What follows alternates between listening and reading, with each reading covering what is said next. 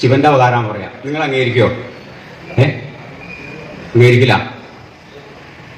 പക്ഷെ ഞാൻ പറയാണ് മഹാദേവന്റെ അവതാരമാണ്. വിഷ്ണുവിന്റെ അവതാരമല്ല എന്ന് ഞാൻ പറഞ്ഞില്ല കേട്ടോ. മഹാവിഷ്ണുവിന്റെ അവതാരമല്ല ശ്രീരാമൻ എന്ന് ഞാൻ പറഞ്ഞില്ല.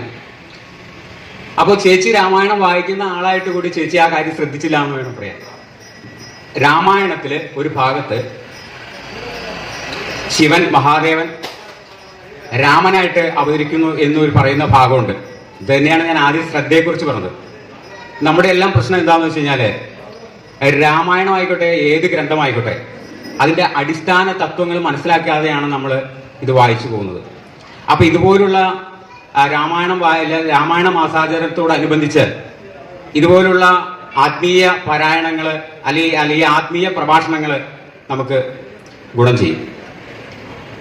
അപ്പോൾ ഹരവധം എന്ന ഭാഗമുണ്ട് രാമായണത്തിൽ. ചേച്ചി വായിച്ചിട്ടില്ലേ ഹരവധം? ഹരൻ എന്ന ഒരു അസുരനെ വധിക്കുന്ന ആ ഭാഗം. ആ ഭാഗത്ത് ഈ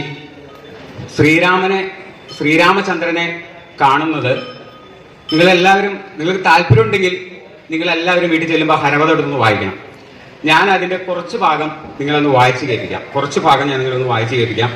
അത് കാരണം എന്ന് വെച്ച് കഴിഞ്ഞാല് നമ്മള് ഈ കാര്യങ്ങളെല്ലാം മനസ്സിലാക്കിയിരിക്കണം. ഇത്ര നാളായിട്ട് രാമായണം അല്ലെങ്കിൽ നമ്മുടെ കുട്ടികളെ പോലും ഇതൊന്നും പറഞ്ഞ് ആരും പഠിപ്പിക്കുന്നില്ല എന്നുള്ളതാണ്.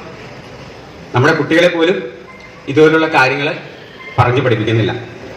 അതിനു മുമ്പായിട്ട് ഒരു ശ്ലോകം നിങ്ങളെ ചൊല്ലി കേൾപ്പിക്കാം. ഈ രാമായണത്തിന്റെ ഒരു ഭാഗം നിങ്ങളെ കേൾപ്പിക്കാം. അതിനു മുമ്പ് ഒരു ശ്ലോകം ഞാൻ നിങ്ങളെ കേൾപ്പിക്കാം.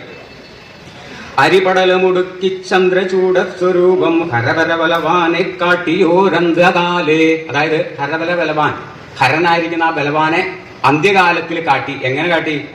അരിപടലമുടുക്കി ചന്ദ്രചൂട സ്വരൂപം. ചന്ദ്രചൂട സ്വരൂപം എന്ന് വെച്ചാൽ ആരാ? ചന്ദ്രനെ ചൂടുന്നത് ആരാ? അമ്പിളിക്കല ചൂടുന്ന ആരാ? ശിവൻ. ഇത് പറയാണ് ഹരവര ബലവാനെ കാട്ടിയോരന്തകാലേ അരിപടലമുടുക്കി ചന്ദ്രചൂട സ്വരൂപം. അതായത് അസുരന്മാരെ വധിച്ച്, ഹരന്റെ കൂടെയുള്ള അസുരന്മാരെ എല്ലാം വധിച്ച് ആ ഹരന്റെ മുമ്പില് അങ്ങനെ നിൽക്കുകയാണ് ശിവരൂപത്തില്. ആരാണ്? മുരഹര പരമാത്മാ തൃക്കളത്തൂര് വാഴും പുരഹര കലയോടെ കാണു ഞാൻ ശ്രീരാമചന്ദ്രൻ. അത് ശ്രീരാമചന്ദ്രനെ പുരഹരൻ എന്ന് പറഞ്ഞാൽ ആരാന്നറിയാം? പുരഹരൻ എന്ന് പറഞ്ഞ ശിവനാണ്.